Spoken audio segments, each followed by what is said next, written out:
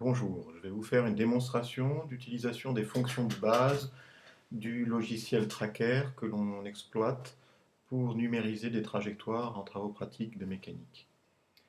Une fois lancé Tracker, la première chose à faire est d'aller y importer la vidéo qui doit être numérisée. Je recherche ici le fichier qui s'appelle chute d'une bille, que je trouve sur mon bureau. On l'ouvre. Apparaît ici la le premier plan en fait de cette vidéo où l'on voit apparaître la bille que je vais lâcher. La verticale ici se retrouve à l'horizontale, ça n'est pas grave. Nous avons pris soin d'installer dans le plan du mouvement un étalon qui est ici un mètre, un double mètre déroulé, sur lequel nous avons repassé en noir deux marques séparées d'un mètre. Donc ceci va nous permettre donc de calibrer la vidéo, c'est-à-dire que le logiciel sera capable de faire une conversion entre les pixels d'image et puis des distances en mètres. Alors pour indiquer au logiciel donc notre référence à telle élongation, on va ici choisir l'icône qui correspond aux utilitaires de calibration, hein, donc représenté par donc, un nombre 10 hein, qui apparaît au-dessus d'un segment. En fait, en cliquant ici apparaît un sous-menu nouveau. Il y a différents outils de calibration. Ce que l'on utilise habituellement, c'est le bâton de mesure. Apparaît alors sur l'écran un segment surmonté d'une valeur, ici 100 par défaut.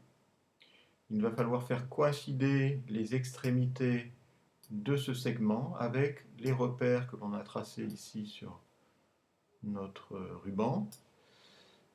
Et il ne faut pas hésiter à agrandir l'image ici pour avoir un peu de précision. La précision a ses limites, hein. On voit ici que l'on voit apparaître des pixels en place du trait fait sur le ruban. Donc il faut choisir au mieux hein, bon, ce qu'on imagine être ici le centre de la marque. Donc je positionne précisément cette extrémité et je passe à l'autre. Ici aussi, donc on essaie de faire au mieux, même si on est limité donc par le caractère digitalisé hein, donc de l'image. Donc on a défini ici ce segment, il faut maintenant indiquer au logiciel qu'il fait, donc en cliquant donc sur la valeur qui surmonte le segment, on lui indique que l'on a ici 1, c'est-à-dire 1 mètre.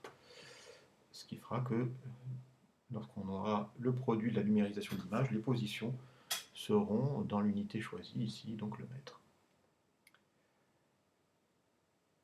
Alors parmi donc les icônes ici surmontant l'image, nous avons aussi deux lignes qui se croisent à 90 degrés qui représentent un repère ou le système d'axe, comme il apparaît ici, afficher ou masquer le système d'axe. Donc en cliquant dessus, on fait apparaître sur l'image un repère orthonormé dont on peut positionner l'origine là où cela nous convient et on peut aussi en modifier l'orientation. Donc le trait qui croise ici cet axe, ce petit tiret ici, indique l'axe des X et en cliquant dessus, on voit qu'on peut en changer l'orientation. Pour l'instant, on va fixer une orientation qui correspond à peu près pour l'axe des X à la verticale, c'est-à-dire ici l'horizontale. Et bon, peu importe l'origine, hein, finalement, vous verrez que dans l'exploitation, on s'intéressera surtout à l'accélération. Et il ne faut pas non plus craindre donc d'avoir ici fixé définitivement le repère. Ce repère peut être réactualisé une fois la numérisation faite et le tracker en tiendra compte et vous verrez alors que lorsque vous changez l'origine ou l'orientation des axes, les valeurs sont changées en temps réel dans le tableau de numérisation que nous allons produire ici un peu plus loin. Alors, vous voyez qu'on a suivi la séquence ici de ces icônes, donc la calibration, le repère. On passe à la création de l'objet que l'on va suivre et qui sera ici assimilé donc à une masse ponctuelle, c'est-à-dire qu'on aura un point qui représentera donc le mobile. Donc ce point, bon, sera par défaut baptisé masse A. Avant de procéder à la numérisation, nous allons restreindre la séquence vidéo à une partie utile, c'est-à-dire qu'il y a toujours, lorsqu'on fait une vidéo, des temps morts. On va essayer de s'en débarrasser, de se concentrer sur la partie sur laquelle le suivi automatique de tracker va opérer. Donc vous avez en dessous de l'image ici un curseur qui vous permet de progresser, de faire avancer les plans de la vidéo. Ici un problème technique. Qu'est-ce qu'il se passe? Non, tout va bien. Donc on voit, j'essaye de trouver le premier plan sur lequel la bille est bien détachée des doigts. Donc vous voyez où est le curseur principal de la vidéo. Vous avez aussi deux petits curseurs ici qui apparaissent en noir, à droite et à gauche, et qui permettent de définir pour l'un le début de la partie utile. Donc je vais l'amener au niveau du plan qu'on vient d'identifier et qui correspond à la première image exploitable de la vidéo. De la même façon, en utilisant le petit curseur ici à droite, on va fixer la fin de la partie exploitable de la vidéo. Donc je fais progresser la bille jusqu'à identifier le dernier plan utile.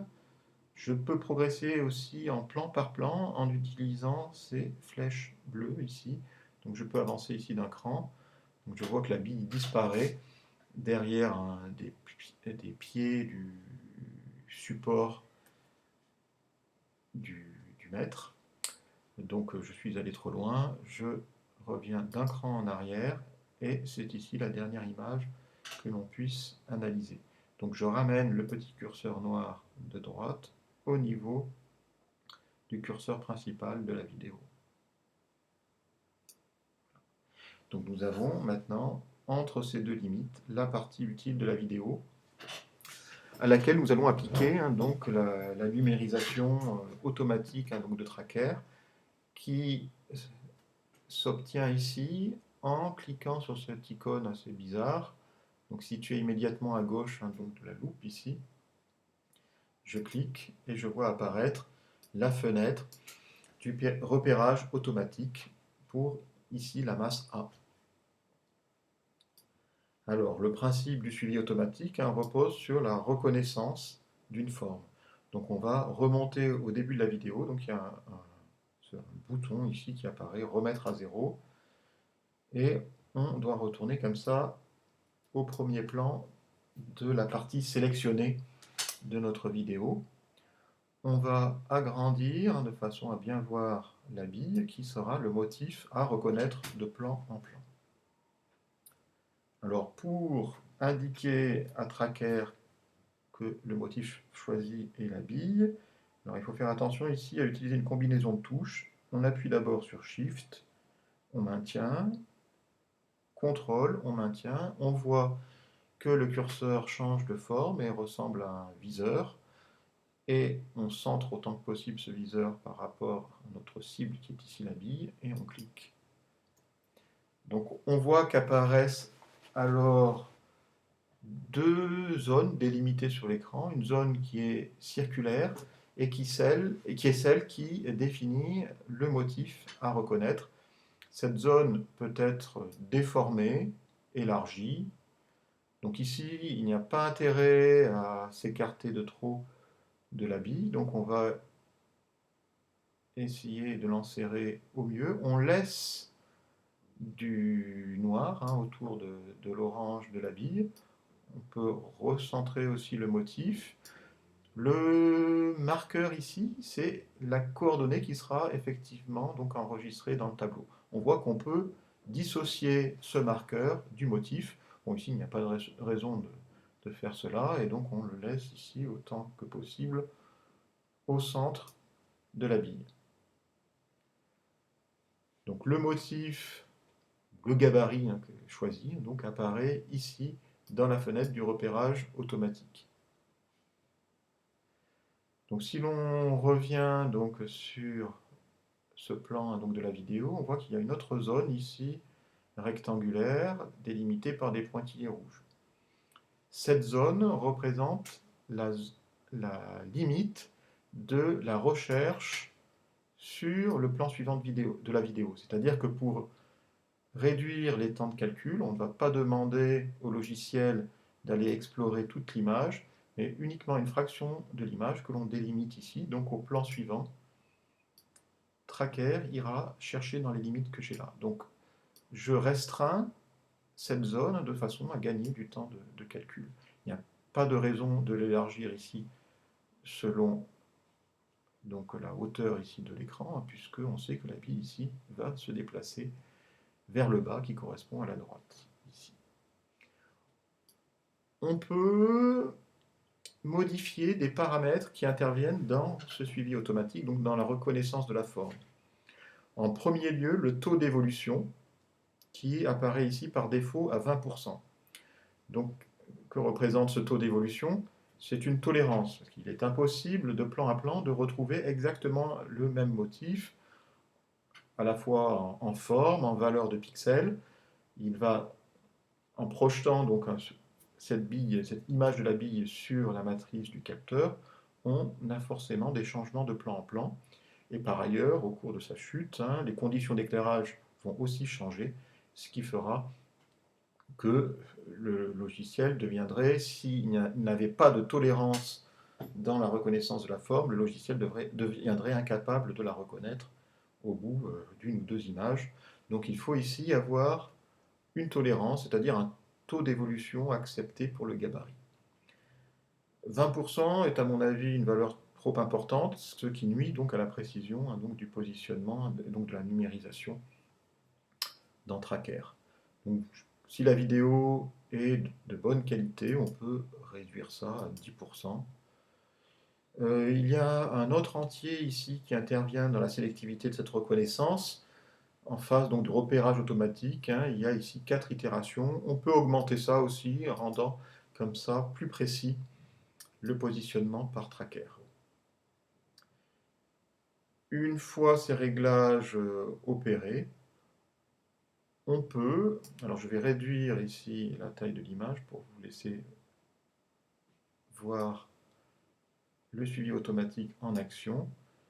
On clique sur chercher et on voit Tracker qui fait défiler les images et qui nous montre à chaque fois ce qu'il a reconnu dans l'image comme étant le gabarit.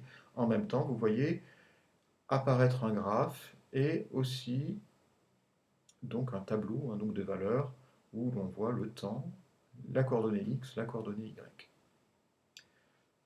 On voit que le suivi automatique s'est interrompu sur l'image 83. Un concordance, pardon. Et donc il y a une erreur ici de français. Bon, on est quand même heureux que l'interface soit traduite en français par des bénévoles du bout du monde. Donc Tracker, donc ici, a un souci, n'est pas sûr d'avoir retrouvé la forme sur une des images. Et donc on va voir ce qu'il en est. On agrandit le cadre autour de l'image litigieuse. Bon, on voit qu'en fait, le Tracker s'est très bien débrouillé, donc le motif paraît centré. Donc on va dire qu'on accepte cette position. On est arrivé ici au bout de la séquence utile dans la vidéo, donc on va fermer la fenêtre donc, du suivi automatique. Nous avons donc maintenant la numérisation. on peut vérifier sa qualité. Notamment, je vous ai dit que l'orientation des axes pouvait être modifiée. Donc on n'a aucune référence sûre concernant la verticale ici au départ. Donc on peut déjà faire apparaître donc toute la trace. Donc il y a une icône aussi ici pour ça qui permet de faire apparaître la trace complète. Donc on pourrait imaginer de faire coïncider l'axe des X, de l'aligner donc avec les points. Il faut néanmoins se méfier puisque en lâchant la bille, il est pratiquement impossible de la lâcher sans lui donner aussi une légère impulsion selon l'horizontale. Donc en fait, on n'a jamais une trajectoire vraiment rectiligne lors de l'enregistrement d'une chute libre. Donc je peux déjà essayer de m'assurer de l'alignement au moins des derniers points. Et puis il y a un autre moyen de vérification, sans doute plus précis. Donc vous voyez qu'ici, par défaut, apparaît x en fonction du temps. Si l'on regarde la coordonnée perpendiculaire y, eh bien, si on a communiqué une impulsion à la bille qui fait qu'elle a en fait une trajectoire parabolique plutôt qu'une trajectoire rectiligne, eh bien, selon y de t doit avoir une évolution linéaire. Donc, je peux vérifier ceci. Donc, vous voyez, en temps réel, je peux modifier l'orientation de l'axe des x. Voilà qu'apparaît une parabole en y, donc c'est pas bien du tout. Si l'axe des y correspond à l'horizontale, on devrait avoir un mouvement rectiligne uniforme, c'est-à-dire une coordonnée qui s'accroît linéairement avec le temps. Donc j'essaye d'obtenir un tracé sans courbure, ni dans un sens, ni dans l'autre. Voilà, je pense qu'on y est à peu près. Oui, je pense qu'on peut difficilement faire mieux. Donc ici, on a bien quelque chose de linéaire selon y. Donc on a au mieux réglé la verticale. L'origine en soi n'a pas beaucoup d'importance. Donc on pourrait penser qu'il vaut mieux la placer au premier point. C'est sans importance ici. Et on verra qu'il peut y avoir d'autres raisons poussant plutôt à centrer l'origine par rapport à la trajectoire. Donc ce que l'on va faire maintenant, c'est d'exporter donc le tableau de numérisation pour l'exploiter ultérieurement dans un tableur. Donc je vais pour ça en face de cette sous-fenêtre ici qui représente le tableau de données. Je clique ici à la ligne des titres, c'est-à-dire on voit donc T pour le temps, X et Y. Et je vais sélectionner tous les points. Donc c'est une façon de procéder pour copier, il y en a d'autres, bon, c'est celle qui me paraît la plus immédiate. Donc je sélectionne tous les points, alors selon votre machine, ça peut être pomme ou commande A sur un Mac, CTRL A sur d'autres machines. Et vous voyez que le fond de ces points passe en mauve et la couleur des chiffres ici est-elle en rouge. Ensuite, par un clic droit, je fais apparaître un menu contextuel dans lequel j'ai l'option copier les données sélectionnées. Il faut faire très attention à préciser que cette copie doit se faire en pleine précision. Sinon, si vous choisissez l'option telle que mise en forme, vous aurez des valeurs tronquées, donc une perte considérable de précision, notamment lorsque on procédera à des dérivés numériques. Donc il faut bien prendre pleine précision. Donc nous avons maintenant dans le presse-papier le tableau en question et donc nous allons pouvoir aller le coller dans le tableur utilisé pour l'exploitation numérique de ces données.